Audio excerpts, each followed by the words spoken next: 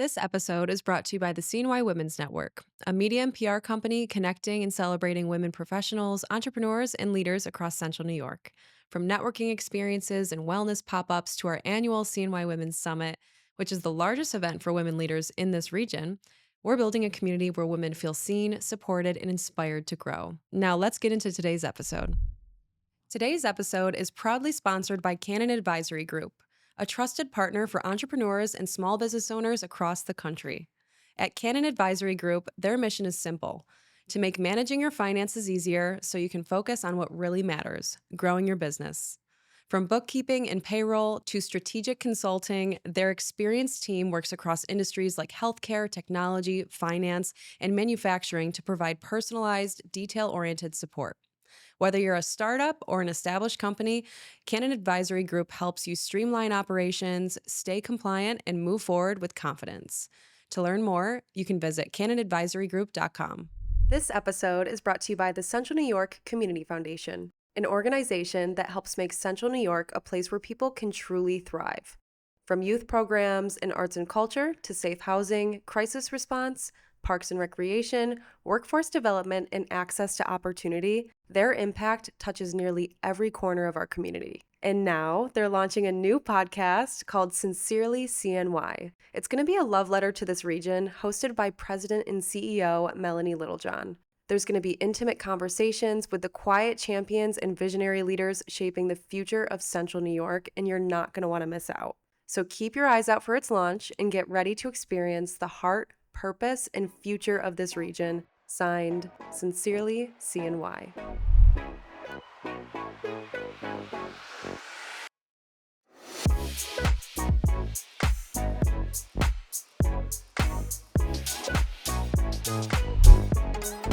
This is Elena Bombardier. She is a life coach and content creator, and she's also one of our founding members of the CNY Women's Network. She's been with us since we launched the collective. Elena and I have become very good friends over the years, so tonight's podcast is going to be a little different than the usual format. Cultivate is a podcast that I host every week. Episodes launch every Monday, and the podcast is produced by these amazing men right here from Dime Media. We've worked together for the first time at the third CNY Women's Summit, which was back in 2024. And that's where we launched the collective officially. That was a really huge year for us. That was also the first year that the summit became a full day event. So the first time we all worked together was such a pleasure. And then they started producing the podcast for me back in the summer of 2024. So we've had full video episodes and a lot better quality production since we started working with Dime Media. So that's the team today. We're going to flip the script a little bit. Usually I'm interviewing someone every episode. I've always loved to simply get to know people, listen to their stories, understand how they got to where they are today. And I've always just loved to learn about business, entrepreneurship, leadership. So that's really what the podcast is all about. But today, Elena here is going to be interviewing me. We're going to be talking about the origin of the CNY Women's Summit. We're going to be talking about how the network got started. And we're going to be just diving deep into my personal journey with leadership and entrepreneurship. So let's dive in. Let's do it. Alex Canavan, welcome to Cultivate. Thank How you. does it feel to be on this side of the interview? Weird, but fun. So I'm super excited about this because Alex was one of the first people that I met when I moved to Syracuse, actually. And I also credit you for most of the friends that I've made in Syracuse for the past couple years through the summit and through the Women's Network. And it's been so cool just to see how much you've grown as a business owner, through leadership and everything else. So I'm very excited to talk about it today and kind of give everybody else a deeper, in-depth look into it. So let's start off talking about the summit. Tell us a little bit about how the summit started as an idea. What was your original vision for the summit the first year you held it? So the first annual CNY Women's Summit was in 2022. I was 22 years old, about to turn 23. I was a part-time administrative assistant at a financial services company, and my boss came to me and he knew I had an interest in marketing and PR, and he wanted to do something special for International Women's Day. So he was just thinking of a social media campaign, something light, but something fun to kind of shout out and celebrate the incredible women in our community.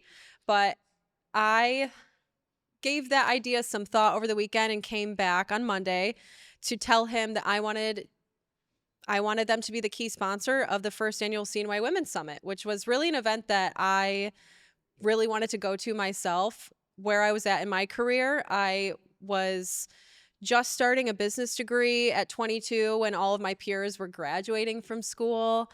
I had been a business owner already for 3 years at that point, but realized that wasn't really my forever business. I wanted to make a pivot, but I wasn't quite sure what I wanted to do yet. But I did know one thing, and I knew that I had to network. I had to get my face out there in the professional community if I was going to figure that out. And I also really wanted to find a mentor. I wanted to find a woman that was much more experienced than I, someone who I felt believed in me and supported me and could kind of, be someone that I leaned on when it came to my career. Yeah. So So you had the idea, and a lot of people have these ideas, but they don't do anything with them. So what made you at 23 actually take that idea to make the Women's Summit? How did that happen? Weren't you scared? You had to have doubts. How did you actually make it happen? honestly, I was a lot more scared about this year's summit than I was about the first summit. I think my expectations have just grown so much. And I think that I have a lot more to lose right now than I did with the first summit. The first CNY Women's Summit was just kind of this really exciting, fun project that I had the honor of getting to do and getting to spearhead. It was the first opportunity I felt like in my career to really do something that made an impact on my community, I felt. And at the time, it was just so much fun. But, between the point of pitching this idea to my boss and actually hosting and executing this event, there was only about 5 weeks total. So it was just a race to the end. We planned it within 3 weeks. We were promoting it only about 4 weeks out. Our goal for attendance was like 70 to 90 people total, and we brought in around 160 people to that first summit. Wow. So we exceeded our attendance goals by almost 100%. And I had no fear. I think that a lot of that was because of naivete. And all I knew was I was going to do anything that it took to make this event a success. And it ended up being just so much more successful than I expected. Yeah. So when you said this year you felt a little more afraid than in the past years.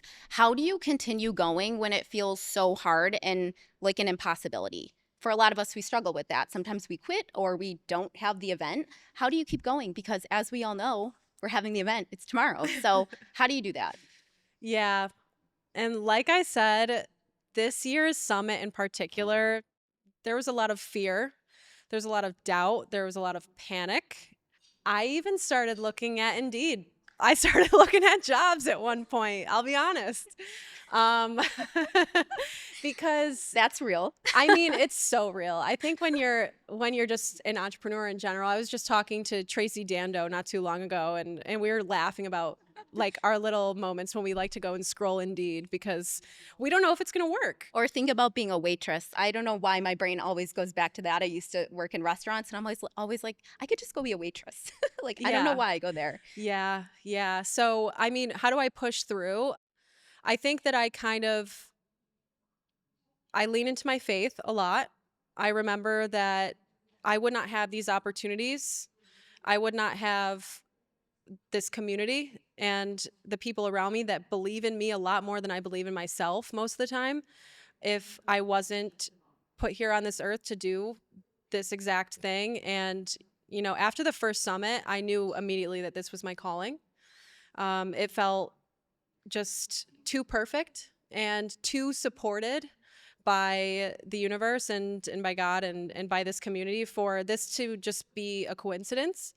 So I just think that having faith and just remembering all of the incredible people around me that believe in this vision just as much, if not more than I do, that's really the only thing keeping me going a Yeah. lot of the Well, times. you mentioned community, and a lot of people want to have that community to support them, but they struggle to find it. So, what advice could you give for anyone who wants to build that community to help them, achieve their goals and do the things like you're doing? One of the main drivers for me to start the CNY Women's Network was actually not just because I had to network and I had to figure out what I was going to do with my life and where I was going in my career, but I also felt incredibly lonely at the time. I remember I was actually newly engaged and having to wrap my head around hosting a wedding and being faced with the realization that I felt like I didn't have people to invite to a wedding, honestly. And my closest girlfriends were from high school. They all live in different cities. Hmm. And I just didn't have not only the network that I wanted, but I didn't have the girl gang that I wanted. I didn't have the close friends that I wanted and or the support system that I wanted. So I realized that I was going to work for it. I was going to put in the work, I was going to show up, and I was going to do my research and just put myself out there. But my strategy for building this community was honestly building the community. Uh, there was not a lot of access to rooms like this or events like tomorrow's summit before I started this, at least not here in Central New York. And so I decided I'm not going to wait around for someone else to do it. I'm not going to wait for someone to give me permission to have a seat at the table. I'm just going to build the table myself, and I'm going to see who shows up and do my best to make everyone feel welcome and make sure everybody feels like they have a seat at the table as well. Because I have so much respect for anybody who puts themselves out there, who bets on themselves, who lets go of their fear and walks into the room anyway. Because, I mean, that just is such a show of character. Yeah. And I just make the assumption that anybody who's in the room, at least if I'm curating it, you're a good person, you're meant to be here, and we're going to have a good time. Yeah, I think that is so key. If you want to build a community and meet people, you have to be somewhere where people are, right? You have to put yourself out there and be willing to do that. But so many people are afraid to do that. They don't want to feel awkward, they don't want to go alone. So, what would you say to that person? If you're alone and you're at a networking event and you feel really, really awkward, the best thing you can do is like be the hype woman in the room. Be the person that gives out compliments generously and authentically. If you walk into a room and you're particularly drawn to someone, walk up to that person and try to figure them out and tell them why you're drawn to them. Mhm. People love to talk about themselves. They do. So, I mean, the best thing you can do is ask other people Very true. questions. Yeah. And, the best way to make people feel good is also by listening. Hmm. So I think just be a lot more interested in other people than you are about yourself or your own goals or your own personal reasons for even being at the networking event. Just make it about other people as much as possible. And I think you will end up attracting a lot more people and opportunities than you would think. Yeah, absolutely. And also, I always like to say, like, embrace the awkward. Everybody feels it. If you just go in knowing you're going to feel awkward, it's fine. Like, you're not afraid anymore because you know it's coming and you can handle it. So, that tends to help too. So, how has the summit changed since the first year that you had it? And now that we're going into what, year 5, right? Hmm. Year 5 in 2026. What have been the biggest changes? Well, 3 years ago, we switched from a after hours networking event into a full day summit. Last year was the first year that we had multiple sessions happening at once. So we created kind of a build your own experience, if you will, where you could either, decide to attend a panel or a workshop or a breakout, really whatever you found to be the most valuable use of your time. And then last year we brought in our first keynote speaker. That was not from Central New York. And a huge reason why we did that is because, the CNY Women's Summit, the original idea of this was to just create a platform for the women leaders in our region to be seen, celebrated, and supported. But one of the other big goals and visions that I've had for this summit is to really become this huge opportunity for women across the Center State region to come and attend an event that would not happen anywhere around here. You know what I mean? Like, I really want to bring that big city summit experience to Central New York, because I think experiences like that do so much. You know, that's where breakthroughs happen. Yeah. That's where, you know, people go into business. Like, people that met at our first summit literally went into business together. And after hearing that, I was like, oh, this isn't just a networking event. Right. Like, this is making an actual impact on our community, our local economy. Like, this is so much bigger than what I thought it could be. So, I mean, the summit year over year has evolved. Last year, we brought in around 470 people. This year's event is smaller. We're going to bring in about 300 people. And I'm super pumped about it because we're back at roundtables. It's not theater seating anymore. We got a huge complaint about that last year. Is like, people really didn't like not having a table to sit at. And I think being sat at a round table ends up naturally creating more conversation Hmm. anyway. This year's summit, we really wanted to work on the content. We wanted to refine the overall experience for our attendees. And we wanted to deepen our partnerships with our sponsors and get really creative and be more progressive when it came to sponsorship and partnerships. We got rid of our vendor tables that you see at most events that happen here, just the standard 6-foot vendor table where people will hang out and hand out pamphlets. Our sponsors that will have that on-site presence at this year's summit really were more of our higher tier sponsors that really saw the value in being on site, but we collaborated with them and consulted with them and how we could create a brand activation out of their on-site experience and really get our guests involved with the brand instead of just passing by the vendor table, picking up a brochure and kind of, I don't know, Lord knows what they do with the brochure afterwards. But with a brand activation, when an attendee is getting a headshot done by our empowerment sponsor who's here tonight, Megan Thomas, you know, she's the founder of MKT Law. She helps protect women in the workplace. She's a sexual harassment lawyer. And she's our empowerment sponsor this year. And she's sponsoring our headshot booth, which is going to be hosted by CNY Headshots. And, you know, we all know how fun and exciting and empowering getting a fresh headshot can be. So that is just one of the brand activations that we're going to be doing.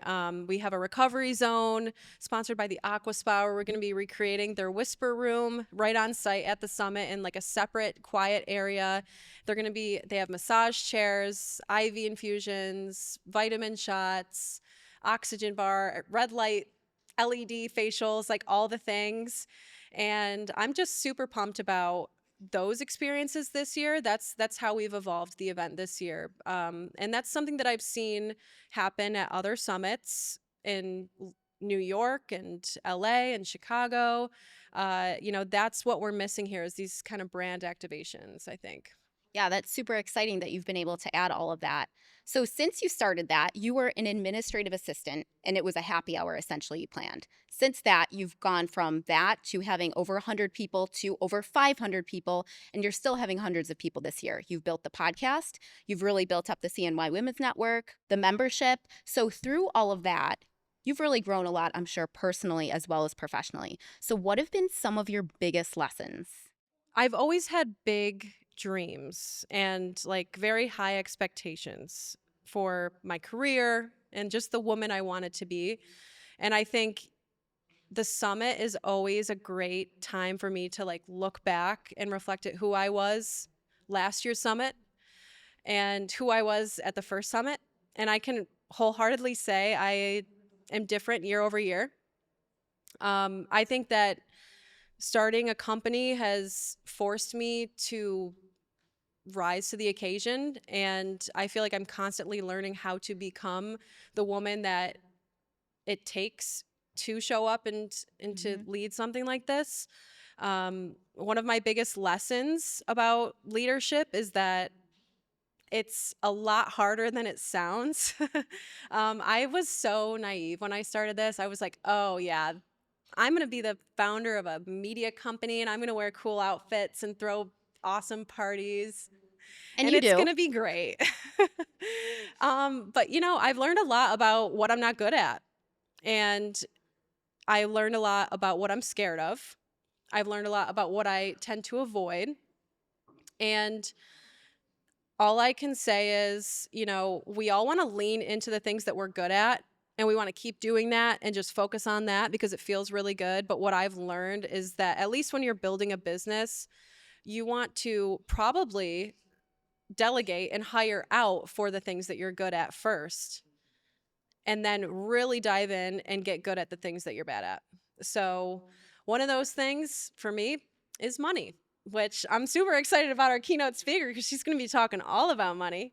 And when I decided at the beginning of 2025, we're setting these New Year's resolutions, we're setting these intentions. My goal at the beginning of 2025 was to not only become more financially literate, but it was to also become comfortable with money. I wanted to become more comfortable with talking about money because I wasn't able to talk about it. I would avoid that. I wanted to be more comfortable with the concept of making more money, which seemed absolutely impossible for me, and it always has. I wanted to be comfortable with potentially having a lot of money someday and being able to manage that money and be good with that money and make an impact with that money. And so I've just I made it my mission in 2025 to just at least, I think when we're bad at things, we avoid them. And the best thing you can do when you're avoiding anything is to just learn more about it. So I addressed that issue by just listening to podcasts. And one of the podcasts that I dove really hard into was the Unapologetically Rich Show, which is hosted by Shamina Taylor, who's here tonight. I don't know quite where she I is, think she's but in the back. she's in the back, Yeah. and she's our keynote speaker for this year's summit, which is insane. I can't believe it. I listen to her podcast every week. I've been fangirling over her for a while, and a few months ago, I decided to reach out to her, just cold email, and I told her my story and how much of an impact her podcast has made on my life, and how I've been able to take some pretty big leaps and make huge life-changing decisions for lots of reasons, but I know for a fact that listening to her show has been, instrumental in those What do things. you think was the biggest mindset shift or lesson or perspective change that you had in listening to her show that helped you do some of these things? I think there's so much to learn just simply by listening to people's stories. That's always been huge for me. It's not always about theory or tactical things that you're being told to do by someone on a podcast. It's really about hearing, what someone has gone through and what they've done to shift and to move forward.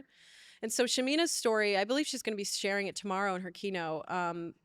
Hearing her story made me realize that I too can be here in this place of feeling so vulnerable, so incapable, helpless at times, and I can still come out on the other side and become this incredibly powerful woman that feels super empowered around her capacity, her ability to make money and create wealth for herself. And Mhm.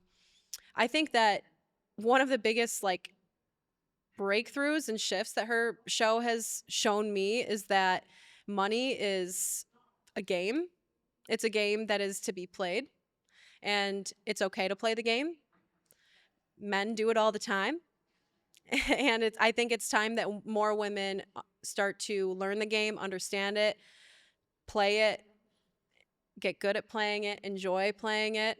I also learned that it's all mindset, and what you're consuming on a daily basis, whether it's visually, what you're listening to, what conversations you're having. Are you having conversations with people that constantly say, "Oh, I can't afford that. That's too expensive. I can't have that. I can't have these things.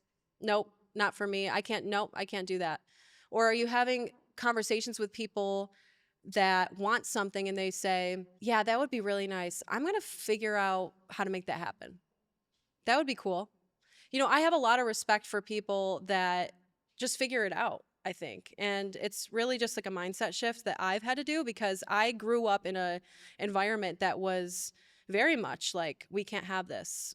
Things like that aren't for people like us. And it's all I all I've realized that kind of mindset does is it just keeps you stuck. Mhm. And when you're stuck, you're depressed, Yeah. honestly. Well, and part of it is surrounding yourself with other people who want to be in that growth mindset too, which I feel like you've done an awesome job of bringing those people together, whether it's through the collective, whether it's through the Women's Network events or the summit too. So, Mhm. can you speak to that at all? How much of an impact has it made just being in the right rooms around the right people who are all thinking that way? Like I said, the things that you're listening to, the things that you're consuming, like what goes in must come out, right? And there's an energy to that, I think. There's to be around someone that came from nothing, may have grown up, like, I mean, Candy Valentino last year, our keynote last year, grew up living on government assistance. Her parents were addicts. She started her own business at 19, grew that into a multi-million dollar business by the time she was like 22, sold that, started another one. And, you know, I think that anyone can have a growth mindset. It's just simply has to be a conscious decision, Hmm. and it has to be something that you're committed to, because I would consider myself a very optimistic, growth minded person that can kind of like, the worst thing could happen and I'll just be like, all right, okay, let's what it's not going to be the end of the world for me, but I still have to make a daily decision Hmm. to monitor my thoughts, control the words that come out of my mouth, and also make a conscious decision to not put myself around people that limit me because they're limited. And that's been hard for me because, there's people I think that are in our lives for a reason. There's people that are in our lives for a reason to help us and to help us, move forward. But there's also people in our life that we're meant to help too. And Yeah. we're meant to bring up alongside us. And I think that I've always attracted people into my life because I can see the beauty in everyone, and I really want the best for people. And I've attracted people in my life that I think I want the best for them more than they want the best for them. And sometimes I've had to learn how to discern who's who's meant to stay and who needs to go, because there has been relationships where those people were in my life and I unfortunately had to let them go because at the end of the day I was pouring into them and they weren't as generous with their energy. So I think that it's so important, back to your question, it's so important to not only network and put yourself out there and be in rooms, but also be intentional about it. Hmm. If you're in a room that doesn't feel good, if you're around people that just something is off, and maybe you're in a group having a conversation, you can't help but notice the people around you, all they want to do is gossip and talk about other people in a negative way, or all they want to do is talk about the past and not about their visions for the future. Those are red flags that you need to notice. And if it doesn't sit right with you, then you need to move and remove yourself from that, because the longer you stay, the more you'll stay stuck. Yeah, absolutely. So, as you've grown the CNY Women's Network, the podcast, the summit, the collective, you've naturally moved into a leadership role in many ways. So, what has that been like as you've been still learning things yourself? Like, you're still kind of learning the ropes, but you also have to lead a team. So, can you speak to that a little bit? How have you been able to do that? And also, have you dealt with feeling like, who am I to be doing this at all? And if you have, how have you overcome that? Yeah, I think honestly, leading a team is my biggest struggle, like to this date. And it has been the biggest struggle since I started this. I had no leadership experience prior to this. Before I started doing this, I was a solopreneur running my own business. I was a makeup artist. So the only thing I had to keep track of was myself and my makeup kit. And then I was bartending, and I was oftentimes the only one behind the bar. So all I had to do was keep track of my thing, right? And that worked for me for a long time. And, growing up, I didn't play team sports. I was a dancer. So that's like a very individualistic kind of hobby to have too. So the concept of relying on people and trusting people Mhm. and delegating to people and managing people and just understanding the infrastructure of how to build a team and how to build a good team.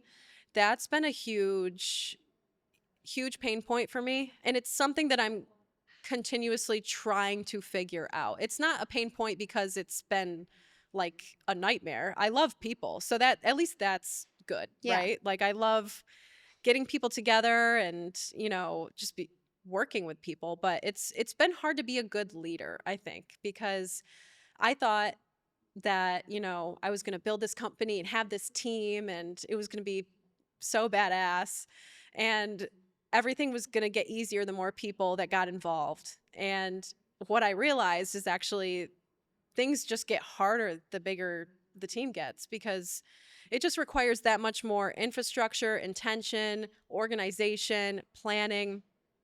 And, being a leader has required me to be a lot more forward thinking, not as reactive in my decision making or just in my overall organization in general. I'm kind of one of those people that's like, oh, I have to do this now. Okay, let's do it. I'm just like an executor. Mhm. But when you're leading others, you have to be able to zoom out and really be be of service to the people that you're leading, but you also have to manage so much more. So, all I can say is I definitely have a lot to learn. The only thing that's gotten me by, I think, at this point is grace and humility and honesty and personal accountability because I have to ask for forgiveness so much because I don't know what I'm doing. You're human and I'm you're not. figuring it out Yeah. as I go. And I'm just lucky enough to work with people that love me genuinely and unconditionally and truly believe in what I'm trying to build here. So Mhm. they have grace for me, like I've had to ask for grace and they've given it. And that's really the only reason why we're still going at this point. Well, and you do really well with feedback from your team, as well as, when you do any type of events, you always ask for it and you implement it. So, how do you not let that keep you from doing anything in the future? You don't let it hold you back, you use it for you. So, can you talk a little bit about how do you not let that make you never want to do anything again, pretty much? Feedback.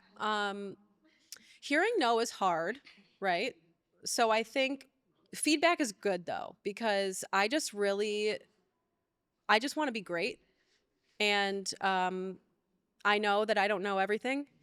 And I've always been good about that. I also think that I have like I'm not super attached to my own incompetencies or mistakes. So when people give me feedback and they're like, "Hey, I really think this would be better or this isn't working." I'm just so incredibly grateful that they're willing to share that with me. Hmm. And I'm just glad that I've made them feel safe enough to share that with me because that's what I absolutely need to be as great or build a great company like I genuinely want to do, right? And I also think it's important to be open to feedback and to make people feel comfortable giving you that feedback because you want those people to know that you're building this for them. Like, Yeah. I would not be able to literally be like, I've created my dream job here in Syracuse. This job does not exist here. Okay. And I wouldn't be able to do this if there weren't so many people that believed in me and trusted me and supported me. So, like, who am I to not take someone's feedback? Yeah. So I just think the best thing you can do, I guess, if I were to give any advice around feedback, is detach. Just detach. It's not really about you. It's someone's giving you feedback because they know you can be better. And how great is that? Yeah. It's really taking what you can use to drive everyone's goals forward instead of making it mean something about you. Yeah. I Yeah. think if people can't take feedback, then they need to get outside of their head and worry about other people more. Yeah. So, for anyone, what advice would you give anyone who has a big dream but is afraid to start or just doesn't feel ready? I think if you're afraid you have a big dream, but you're afraid to start, um, I think you need to explore that a little bit more.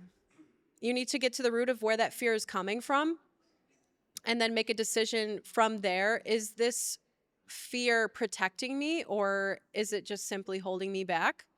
And 9 times out of 10, it's just fear that's holding you back, and you have to understand how fear works and how our brain works, and our brains are just trying to keep us alive. Hmm. So it's, label that fear. What is the fear of? Most of the times it's the fear of almost, what will people think of me? Will people not like me if I do this? Will people think I'm full of myself if I do this? Will people think I'm weird or corny if I do this? Will I be cringy? Okay, so that's the fear of, like, quite literally being thrown out of the pack. Okay, because like that's just our primal Yeah. brains being like, oh no, you cannot be, God forbid you are forced into isolation because people don't like you. Yeah. And after that, you have to make a decision. Do my dreams and desires mean more to me than my fear of belonging, approval, perception? All these superficial things that like truly don't matter. Because I mean, one of my favorite things, I think I talked about this at the what was it, Frame and Flow. So I'm going to talk about this tomorrow during my keynote about like visibility and like my own journey with being seen. And there was an era, I mean, so Facebook, I had a Facebook when I was in 5th grade. Instagram came out when I was in 8th grade. I used to love posting on Instagram, selfies, all the things. I mean, I was like, I was not afraid to be seen growing up. And then I went through a phase when I was 22 to 23, actually right before I started the CNY Women's Network, where I completely wiped all my social media and just like went ghost. Like nobody heard from me at all. And there was a lot of reasons for that, I think. But when I decided I was going to have more of a public career and I would have to be seen in order to do what I wanted to do, that was like a huge decision for me. I was really scared. So for the longest time, I started CNY Women's Network's Instagrams, and I just like really focused on that. Was like, I'm going to grow this account. Kind of neglected my personal accounts.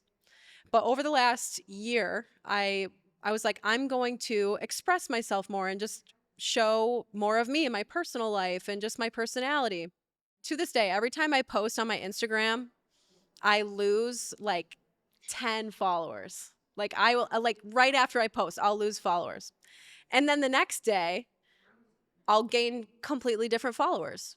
And the number will either be back to where it was or it'll be like slightly more than that. Hmm.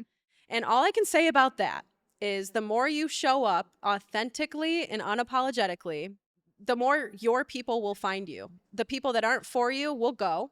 They'll unfollow. Hmm. Let them. If they don't like you, you don't want them lurking on your stuff. You don't want them doing that. But the people that are attracted to you, especially if you are showing up authentically, and they're here for you. They're here to cheer you on, and you just need to trust that. I mean, Yeah. if you have a vision, if you have a big goal that requires you to be seen, you need to again detach from anyone not liking you and just trust the fact that your people will find you. You are loved. You are always loved. Like even if you have 0 followers, you should not base your dreams and ambitions around that. That Right. is just kind of the cherry on top. You need to make sure that whatever you're building or whatever you're going to go and do is not for yourself, it's for other people. And I find so much purpose in what I have built and with the CNY Women's Network, because there's been so many moments of imposter syndrome and fear of being seen and perceived, and oh, I can't post this. What will people think? And it's like, it's always like, what will people from high school think? Or like, Probably nothing. what will the people from my life before I started this think? That doesn't matter, because I'm building something that I hope makes a positive impact Hmm. on women's lives in our region and an impact on our local business economy, and just like inspires other people in our community to do the same and show up. Yeah, absolutely. And I always think about too, what are we losing if we don't show up authentically? Or what are we losing if we don't do what we feel like our purpose is, whether that's having a summit or whether that's putting out content that we really feel like we need to put out there? A lot, because we're living for other people and we're not doing what we really feel like we need to be doing in the world. So I feel like all of that is really Yeah. helpful. And you know what? Another thing is, off of that point, not only are you losing out, but so many other people are going to lose Yeah, out too. right. Because whatever you have to say or do, or whatever event you have to host, that's going to make such an impact on Hmm. someone else's life, like that you don't even know. I mean, I have a friend who is so super successful, and they're an incredible person, and they have a heart of gold. But they will, and they speak on panels all the time. They're thriving in their career. They should be like posting on LinkedIn nonstop and like showing off everything that they're doing, but they won't. They refuse to. And it's because they don't want to brag, and Hmm. they just they don't want to brag. And I told them, I'm like, it's not bragging. You don't understand. If you simply post on LinkedIn, "Hey, I did this cool thing. Here's why I'm super honored to have been a part of this event or to have spoken on this panel. Here's what I talked about, or here's what I learned from this experience." You might inspire someone younger than you or older than you to go and do the same thing that you're doing, and to Yeah. just like, you could be a role model for someone. You could be a source of inspiration for someone. And that's all good things. That's not bragging. Yeah. So It's all this, about the way you think about it. Because initially, you and I both, we create a lot of content. We probably had some kind of thought, we don't want to be out there because of this or that. And eventually we got to the point where our goals and our priorities just mattered more mhm. than those thoughts. So, yeah, it's all a matter of the way we look at it. So, this has been such a great Yeah. conversation, This has Alex. been fun, guys. Is Thank there you guys for anything listening. else, any updates, anything you want to share before we end it? Well, we are concluding our welcome reception for the CNY Women's Summit. Tomorrow we have the summit at the On Center. I'm so excited for that. It's going to be a long day. I'm going to A go long, home fun after day. this and meet with my event coordinator so we can get ready for tomorrow's programming. And I have to write my speeches still, so that'll be fun. God, yeah. Pray for me, guys. Hopefully I don't black out on stage and forget everything. But yeah, that's really it. All the other updates will be shared tomorrow at the summit. Okay, sounds good. Well, thank you. All right, guys, that's it for this week's episode. Thank you so much for tuning in to Cultivate CNY. If you enjoyed this conversation, I'd love it if you left us a quick review and made sure you're subscribed so you never miss an episode. And if something in today's discussion resonated with you, please share it. Whether it's on social media or directly with a friend, you never know how hearing this conversation might be exactly what someone needs right now. And I love to hear your feedback. I love to hear your thoughts. So please be sure to tag us on social media if you do share there. This podcast is produced by Diam Media Group, a video production company based in Syracuse, New York. If you'd like to work with Diam Media for your next big campaign, or maybe a podcast you'd like to get off the ground, head to diammedia.com to learn more. Until next time, I'm Alex Canavan, and I'll see you next Monday.